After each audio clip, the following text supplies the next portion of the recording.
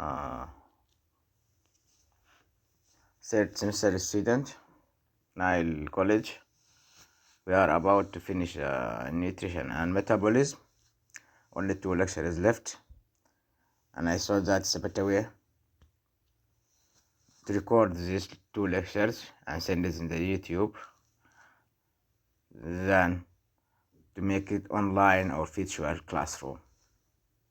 There's a problem with internet all over the country, so for me it's better to record it. We are talking about this nutrition, so we start with the definition. Nutrients are the constituents of food necessary to sustain the normal function of the body. So nutrient means that should be edible, otherwise they cannot be nutrient, and the body benefits from that. That's the nutrient. Also, there's a definition about the macronutrient and micronutrient. Macronutrient are needed in large amount, like protein, carbohydrates, and lipids. This is considered as macronutrient, and it's very important for the energy production and the growth.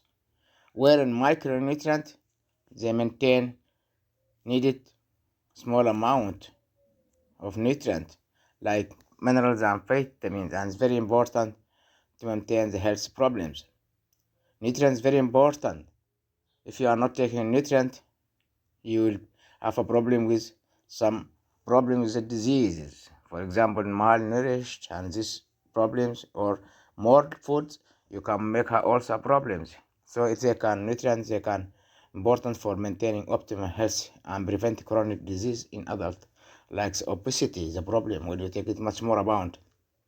There is some important definition. The first one is the dietary reference intake, DRI. DRI estimates the amount of nutrient required to prevent deficiency and maintain optimum health growth. That is the mean of dietary reference intake. They divide in different categories, into 4 categories. First one is estimated average requirement, EAR, and that is maintains the 50% of the nutrient needed. They meet the nutrient needed for 50% of the particular population. That is called estimated average requirement.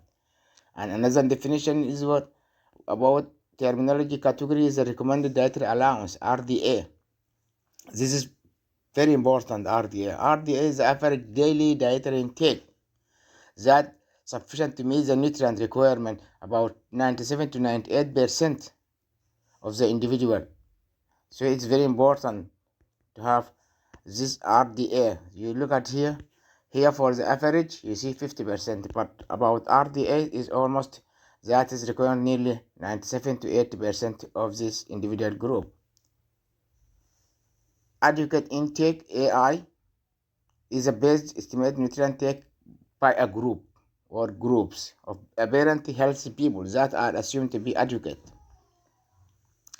For example, if we take the milk is recommended source for infants or children from 4 to 6 months, and we call that means milk is adequate intake for the children based on estimated daily mean nutrient intake supplied by human milk for healthy full-term infants who are exclusively breastfed, and the milk is considered as adequate intake for children or for infants. Tolerable upper intake levels, yes, is tolerable. The UL is the highest average daily nutrient intake level that is likely to pose no risk of adverse health effect. Increasing of that you cannot tolerate, less that you cannot tolerate. So tolerable upper limit is the highest average daily nutrient intake to be prevent with no risk of individual health. And intake increase above the UL, the potential reverse adverse effect may be increased. Intake between UL and RDA can be considered to have no risk for adverse effect. If you're taking nutrient between the RDA and UL, you are in the safe side. So we go energy requirement in human. The estimated energy requirement is average dietary intake predicted to maintain the energy balance. That is, when the calorie consumed are equal to the energy expended. Yes. In a healthy adult of defined age, gender, and height, and weight, and level of the physical activity. All these can be effect for requirement of need. The age can affect, the gender is very important, الهايت والweight والphysical activity to take energy requirement. Energy content of the food. The energy content of the food calculated from the heat increased by the total combustion of the food in a calorimeter. How you can estimate this energy? It is expressed in kilocalorie or joules. Note that the joule is a unit of energy while used in countries other than United States. Joule means that scientists 1 calorie equal 4.2 joules. 1 calorie food 4.2 kilojoules. How energy is used in the body. What we needed from the energy. Why human need the nutrient. They need to maintain the energy and to have optimum health. That is energy generated by metabolism of the macronutrients are used for the energy requirement. Yes, this is a cartoon shows that energy estimated important. The energy generated by metabolism of the macronutrient used for the 3 energy required processes that is occur in the body. Resting metabolic rate is very important. Thermal effect of the food, physical activity. So the energy used for the resting metabolic rate, to use it, the effect of the food, diet induced thermogenesis, very important, physical activity. Resting metabolic rate. This I think so it's very important with the physiologists. They can talk much more about the metabolic rate, resting metabolic rate. The energy expanded by the individual in a resting metabolic post-absorptive state is called in resting normal, formerly basal metabolic rate. Before they are saying basal metabolic rate. It represents the energy required to carry out the normal body functions such as aspiration, blood pressure, blood flow, and transport of macronutrient and nutrient, maintain the cellular integrity. So that is we call it basal metabolic rate. From 57% of daily energy expenditure in the sedentary individual attribute to the resting metabolic rate. Yani almost 50% of energy used for resting metabolic rate. The others they can use for thermogenesis, they can use for physical activities. Thermal effect of food. The production of the heat by the body increased as much as 30% above the resting level during the digestion and absorption of the food. The effect is called thermic effect or food or diet-induced thermogenesis. To digest, to make heat.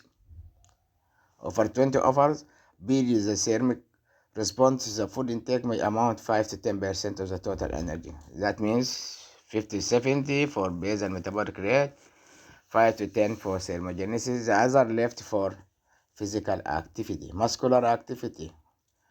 Playing football, going expansion, that's muscular activity. Great variation in the energy expenditure. In general, sedentary person require about 30% more than resting calorie requirement for energy balance, whereas high activity individual may require 100% of the more than energy requirement. So it's a variable between the peoples. Sedentary, they need about 30-50%. Acceptable macronutrient distribution range, AMDR, is defined as the range of intake for a particular macronutrient that is associated with the reduced risk of calorie disease while providing adequate amount of essential nutrients. That means, how to say is this acceptable macronutrient? That means they need to reduce the risk of chronic disease and have essential AMDR adult, for example, acceptable amount macronutrient for 40-5% of the total calorie from carbohydrates taken, 20-35% from fat, 10-35% come from protein. Most of the calorie come from carbohydrates. Dietary fats Dietary fat is the most strongly influenced by incidence of coronary heart disease. It's very important. The fat is very important to give us the energy. We know that one mole of the fats, they produce 9 calories, while the carbohydrate only give 4 calories. And also we know that ATP produce 1 mole of the palmitic acid, they give almost 129 ATPs, while glucose they give only 38 ATPs. So much energy is produced from the fat, but fats they can influence incidence of coronary heart disease by, for example, making atherosclerosis, and energy link with the cancer or obesity is much weaker. Type fat is more important than total amount of consumed. That's very important. The type of the fat is very important. Olive oil, for example, when you use it, omega-3, for example, is very important, and that means the type of fat is very important than to take the amount of fat consumed. Plasma lipids and coronary heart disease. A much stronger correlation exists between the level of the blood level, LDL, cholesterol, and heart disease. We know that lipids are carried by the lipoproteins. We have four types of lipoprotein: VLDL, LDL, and HDL, with plus the chylomicrons. So LDL, we call it is bad cholesterol, LDL. For example, cholesterol is very important for coronary heart disease. HDL, we call it good cholesterol, good lipoprotein, because it's protected from coronary heart disease. Increased high level of HDL cholesterol have been associated with a decreased risk of coronary heart disease. This slide shows how the cholesterol they deposit in the wall of the artery using the macrophage, and this called foam cells. They make foam cell. Abnormal level of the plasma lipids, dyslipidemia, act in the combination with the smoking, obesity, sedentary lifestyle, insulin resistance. This is risk factor for coronary heart disease and lead to dyslipidemia. Elevated plasma triglyceride also connected to the risk of coronary heart disease, but in less extent than cholesterol. Saturated fat, triacylglycerol fatty acid, and not contain any double bond. Saturated, no double bond. Unsaturated, no double bond. Unsaturated, double bond. Saturated, linked to the coronary heart disease. The main source of saturated fats are dietary meat products and vegetables such as coconut and palm oils. Plant oil generally have unsaturated fatty acids.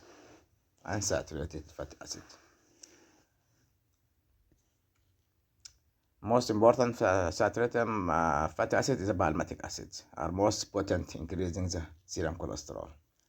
Stearic 18 carbon, found mainly in chocolates, has a little effect on the blood cholesterol. It's claimed like that. Monounsaturated fatty acids, triglyceride containing primary acid with one double bond. Monounsaturated lower both the total plasma cholesterol and LDL cholesterol, but maintain or increase HDL cholesterol. Diets rich in olive oil, high monounsaturated fatty oleic acid show low incidence of coronary heart disease. Polyunsaturated fatty acids, this is very important fats with more than one double bond. The effect of polyunsaturated fatty acids on cardiovascular is influenced by the location of the double bond within the molecule. For example, omega-6 fatty acid, omega-3 fatty acids. Omega-3 fatty acids is more important because dietary omega-3 fatty acids suppress cardiac arrhythmia, reduce the serum triglycerides, lower blood pressure, decrease, and very important. Sometimes people they say, okay, omega-3 is very important and found in the fish. Omega-3 fatty acids. Trans fatty acids, this is a double bond with trans and cis form, transform during the homogenization and liquid vegetable, and we can make some what called industrial, we use it, commercial packaged good.